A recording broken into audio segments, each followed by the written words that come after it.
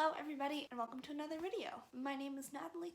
Today is going to be a list of series that I really want to continue, but I don't remember enough about the first book, so I'm gonna have to reread it. Unfortunately, this is a very common theme with me and my reading. I have what it has to be the worst memory when it comes to books. Sometimes a book just sticks with me even if I don't love it, and sometimes if it's a book that's like 5 stars, I loved it so much, it just leaves my head immediately. And I don't know why.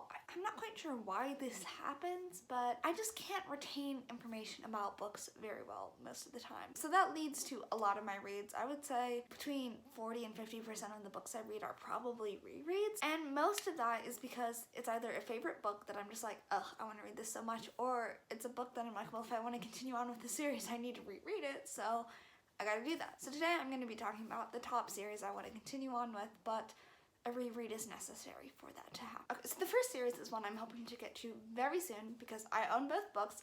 It's only duology, which means both books are out, and I enjoyed the first book so much. And that is the These Violent Delights series by Chloe Gong. So this series consists of These Violent Delights and Our Violent Ends. They're medium-sized books, I'd say, 400, 500 pages.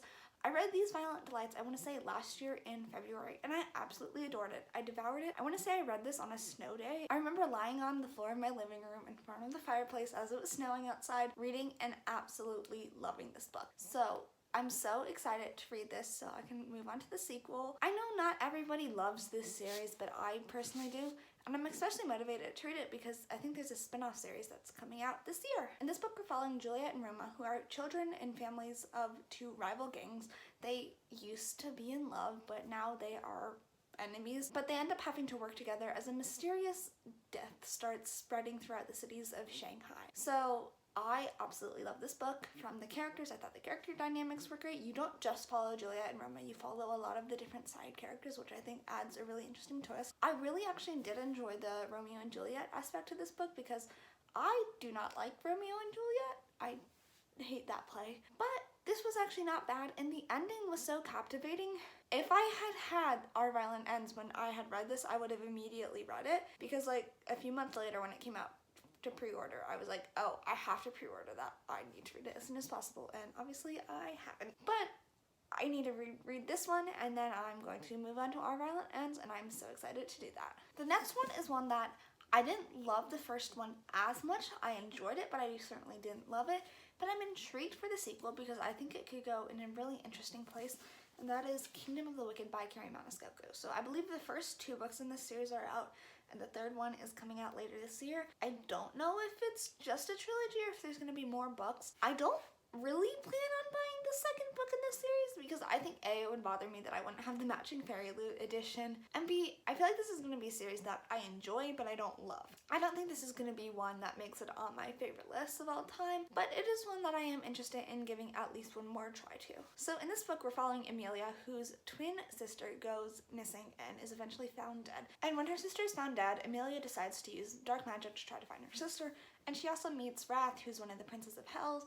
And she doesn't really trust him, but he claims he's trying to help her find her sister. But, you know, things aren't exactly as they seem. I remember I found the description in this book to be really interesting, and, like, they were so good. Like, the way the author described Italy, I really enjoyed it. The way she described food made me hungry. But other aspects of this book I wasn't as into. The beginning of the book was a little bit boring, and I felt like the romance between Wrath and Amelia, because that's kind of part of the major part of the pitch of this book, was the romance between the 2 of them, wasn't all that interesting. Really what was the saving grace of this book was the end, because it kind of came out of left field, but in like a good, surprising way. And I was like, I'm interested in that. I'm gonna need to pick up the sequel. Yeah, I read this book in December of 2020, so it's been a hot minute, but I am interested in continuing it. I'm just gonna need to reread this one before I do that.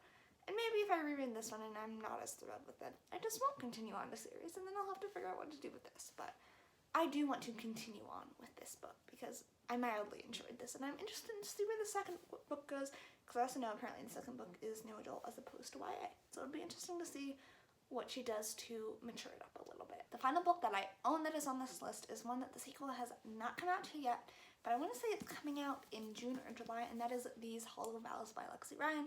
This is one I believe I read in September of last year, or September or October. and I absolutely adored it. It's a faith story with a heavily romance plot, and there are a lot of secret identities and twists and stuff that I enjoyed so much. But like I said, some of the stuff didn't stick with me as much. I think this is one where I probably could get away without a reread, but I liked the story so much that I'm like, well, I do want to reread it so I can get the most out of the second book as possible. In this book, we're following Bree, who is living in this world where she has a rough life, and then her sister is taken by the king of the Unseelie court. And to get her back, Bree makes a deal with the Unseelie king where she basically agrees to steal 3 items from the Seelie court. So to do this, she pretends to be a suitor of the Seelie prince, and she also gets wrapped up in like a rebel group who's trying to help her. It's a lot of fun. I really enjoyed this book. There's a lot of like hidden identities and twists and stuff, and I found it really, really interesting. Is it the best book ever? No, but it was a lot of fun, so yeah, we'll see if it holds up on reread, but I'm really excited to read the sequel. Kind of bummed that I didn't get the matching Fairy Loot edition, but I'm not the most wealthy person in the world. I'm a high school student who doesn't work, so I'm not exactly rolling in cash that I can be spending on books.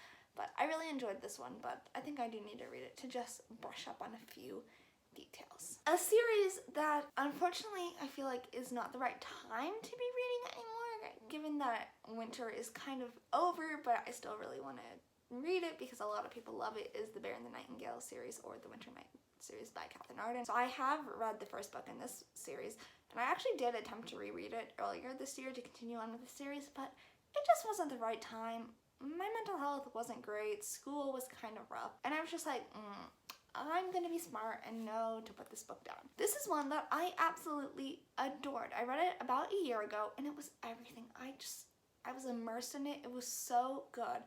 But I've literally forgotten everything about that book. So I know we follow this young girl named Vasilisa. She lives in Russia, and this is like set in the 14th or 15th century. And at the beginning of the story, their town worships like the old gods, like the spirits kind of stuff.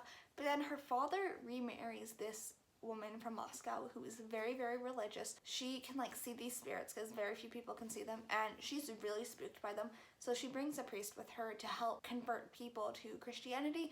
And so these little guys, demons, whatever they are, stop getting like sacrifices and stuff, so they start weakening it in power, which then allows this like evil guy to start gaining power, but like only Vasilisa is the one who can like really knows this.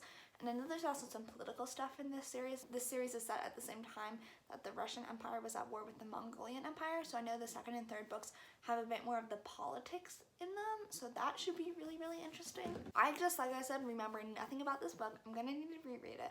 I absolutely adored it. It was super atmospheric. The writing was just so immersive.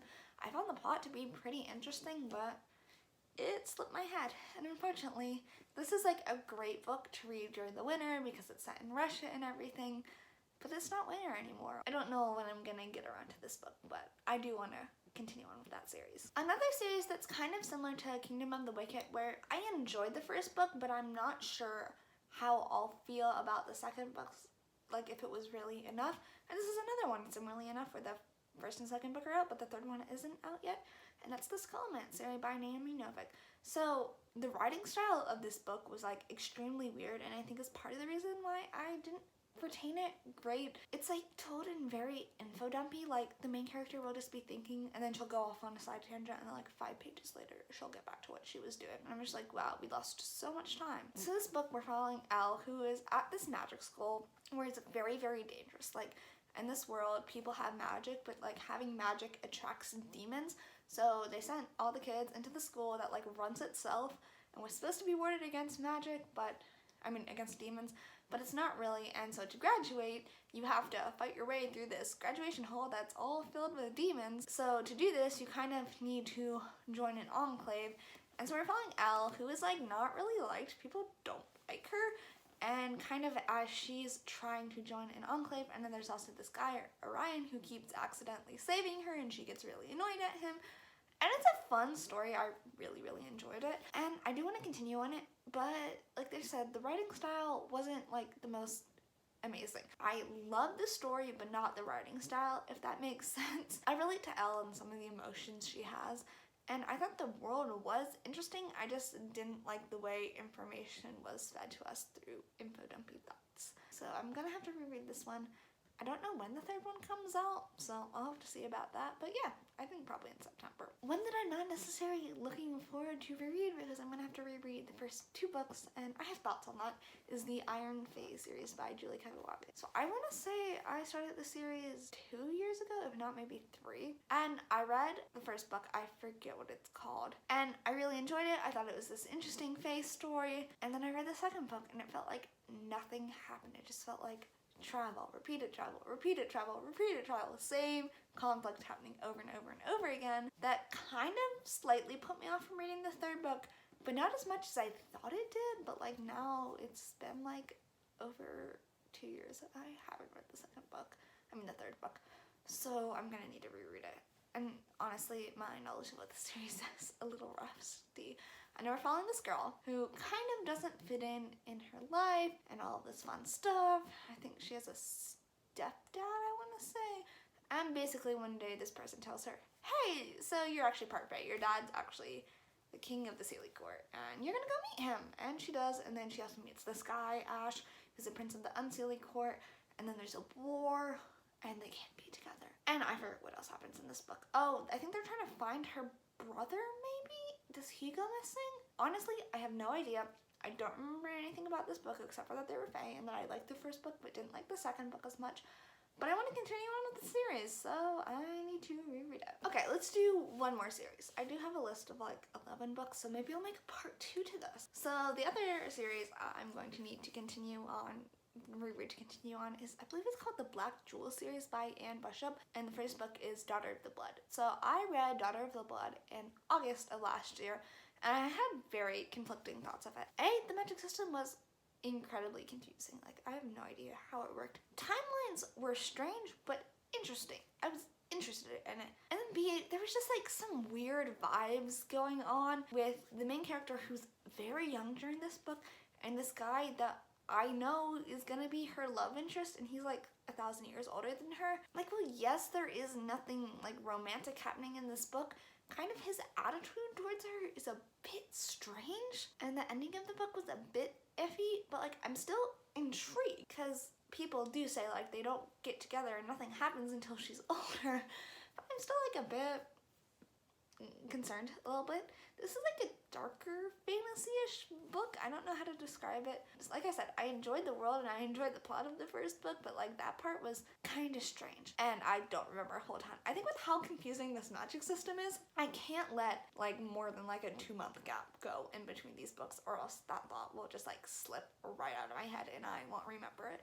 So I'm gonna need to make sure I'm better about reading these books quicker. So I think whenever I read the first book, I'll try to read the second book like right after it to really like affirm those thoughts in my head. But I am interested in it. I did like it. It's a pretty long series, I believe. And I know people generally tend to like this series. There's a few like really long fantasy romance series that I want to read. This one, the Fever series by Karen M. Moaning, and then also the like Black Dagger Brotherhood series by J.R. Ward. So I'm just gonna try to take them one at a time. And this is the one I am going to dedicate my time to first. So yeah, I'm intrigued, but I'm gonna need to reread it because things did not necessarily stick in my head. So those were 6 series that I really want to continue on with, but I don't remember enough about, and I'm gonna need to reread books in the series before I can continue on and keep reading. Thank you guys so much for watching this video. Down below will be links to all the books I talked about, as well as my Bookstagram and my Goodreads if you want to follow me there. Subscribe to see more content from me, and I will see you all again in my next video very soon. Bye!